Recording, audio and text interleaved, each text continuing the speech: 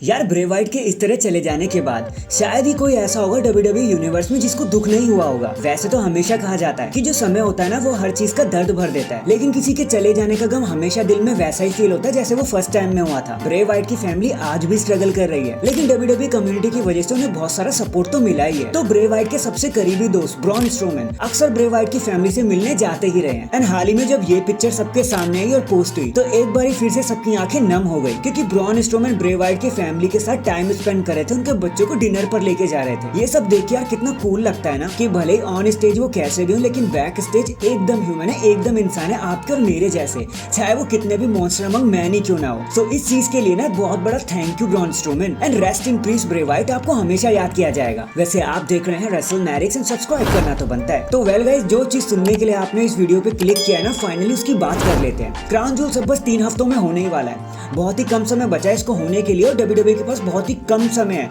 कि वो चीजों को बहुत जल्दी जल्दी पॉसिबल कर दे। तो लेट्स सी, देख लेते हैं यार कि क्या क्या पॉसिबल मैचेस WWE कर सकती है हम लोगों के लिए। तो सबसे पहले तो जो ऑब्वियस मैच है ना उसके बारे में बात कर लेते हैं, जो मंडे नाइट रॉ से ही आ रहा है, जहां ड्रू मैकिंटायर के चैलेंज करने के बाद सेथ रॉलिंस ने उनके चैलेंज को 1 सेकंड में ही एक्सेप्ट कर लिया और WWE ने ऑफिशियल भी कर लिया। तो क्राउन जूल्स में for the world heavyweight championship के लिए एक दूसरे से टक्कर लेंगे Seth Rollins versus Drew McIntyre. कहीं ना कहीं इस मैच की भनक तो हमें बहुत पहले से ही लग गई थी, पर चलो क्राउन जूल्स में से हम देख भी लेंगे। नेक्स्ट, रिया रिप्ले फाइनली अपनी वुमेन्स चैंपियनशिप को डिफेंड करने वाली है, लेकिन एक या 2 के साथ नहीं, पूरे 3 अपोनेंट्स के साथ। मतलब ये एक फैटल 4-वे अफेयर होगा। Rhea Ripley of course versus Nia Jax, Shayna Baszler and Raquel Rodriguez for the title. अब यहाँ से अगर कुछ चीजें चेंज होंगी ना तो ज्यादा से ज्यादा यही हो सकता है कि WWE एक ट्रिपल थ्रेट मैच को बुक कर दे कि जो जीतेगा वो रिया रिप्ले से लड़ेगा। लेकिन करंट प्लान तो अभी यही माना जा रहा है कि फैटल 4-वे मैच होना है इन चारों लेडीज के बीच में। इसके बाद गंथर भले ही लॉन्गेस्ट रेनिंग चैंपियन क्यों ना हो, लेकिन क्राउन जूल्स में उनका सीन जरा सा अजीब सा रहने वाला है। अब वो इसलिए क्योंकि WWE ने एक बार फिर से प्लान किया है कि उनको चैट गेबल के सामने रखा जाए। थोड़ा सा बेबी फेस मैच भी तो करना है उन्हें, क्योंकि WWE के पास देखो अब ना तो मुस्तफा अली है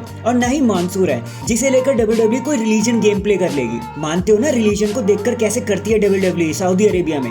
अब चैट गेबल जरा सा वहाँ पसंद किए जाते हैं तो WWE ने चैट गेबल को यहाँ पर ठोक दिया।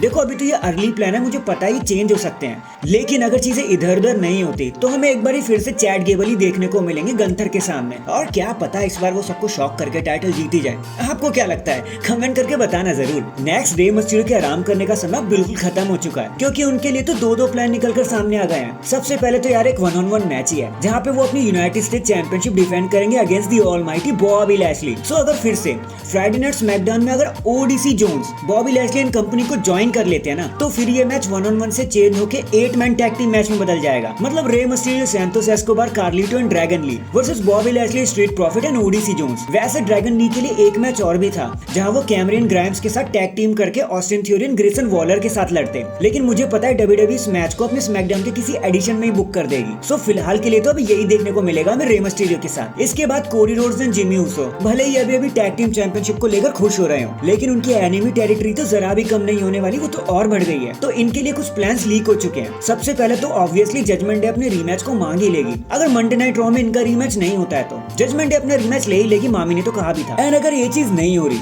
तो रोमन रेंस तो स्मैकडाउन में आना ही है। एंड ब्लड लाइन की क्लास लेते हुए वो ये कह सकते हैं कि solo Sikoa and Jimmy Uso को टास्क देंगे वो कि टैग टीम टाइटल्स को वो ब्लड लाइन में वापस लेकर आए, तो वहां से ये मैच सेट हो सकता है। मतलब solo Sikoa and Jimmy Uso versus Jey Uso and Cody Rhodes for the undisputed tag team championship. अब अगर ये वाला मैच होता है ना तो मैं ज्यादा इंटरेस्टेड रहूंगा, क्योंकि ब्लड लाइन की लेगेसी भी हो जाएगी, जिमी और जे ऊसो में एक रिंग में भी देखने को मिलेंगे और ये प्लान एकदम ही आउट ऑफ द स्ट्रेटोस्फीयर हो जाएगा। आपको क्या लगता है यार? वैसे ये मैच हो जाए ना तो मुझे मजा आएगा। देखो डबल द मजा हो जाएगा, क्राउन जूल्स में एक ग्रैंड ओपनिंग हो जाएगी। And in the and guys, अगली न्यूज भी ब्लड लाइन को लेकर ही है और यहाँ पर ना दिल थाम के बैठ जाओ, क्योंकि रोमन रेंस भैया के लिए एक तरफाई फील्डिंग सेट कर रखी है WWE ने, क्योंकि वहाँ पर 1 नहीं 2 नहीं बल्कि 3 मैच उनके लिए फाइनलाइज किए जा चुके हैं, जिनमें से सबसे पहले तो एजे स्टाइल ही है कि अगर वो रिटर्न कर लेंगे तो रोमन रेंस से लड़ सकते हैं, वो तो कितने टाइम से सुर्खियों में चल रहे हैं। सेकंड जिसके होने के सबसे ज्यादा चांसेस है वो है the mega star LA night, उन्हें चैलेंज कर सकते हैं। एंड फाइनली, अगर मेरे कानों ने गलत नहीं सुना तो John Cena and Roman Reigns के पार्ट 3 को देखने के लिए आप सब तैयार हो जाओ पॉपकॉर्न लेकर। एंड WWE ने इसे बहुत पहले से भी प्लान करके बैठे हुए थे वो कि ऐसा एक दिन वो जरूर कराएंगे। एंड ये मैच जॉन सीना का लास्ट मैच भी होगा हॉलीवुड जाने से पहले। वैसे मुझे तो ये तीनों ही मैच मस्त लग रहे हैं यार, और ये तीनों ही मैच अल्ट्रा प्रिडिक्टेबल है।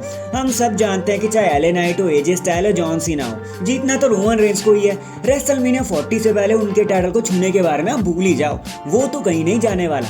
So that is it guys, आज के लिए बस इतना ही। देखो क्राउन जूल्स के लिए जो ओपिनियन हो सकती थी ना, वो मैंने आपको दे दी। पॉसिबल यही मैच हमें देखने को मिलेंगे भी। अभी देखते हैं आगे चलते चलते WWE 3 हफ्तों में क्या क्या मैनेज करती है, देखने में मजा तो जरूर आएगा। एंड चैनल पर नया है तो चैनल को जल्दी से लाइक एंड सब्सक्राइब कर दो। बाकी मैं मिलता हूँ आपसे किसी और अपडेट के साथ, तब तक के लिए अपना ख्याल रखें और खुश रहें।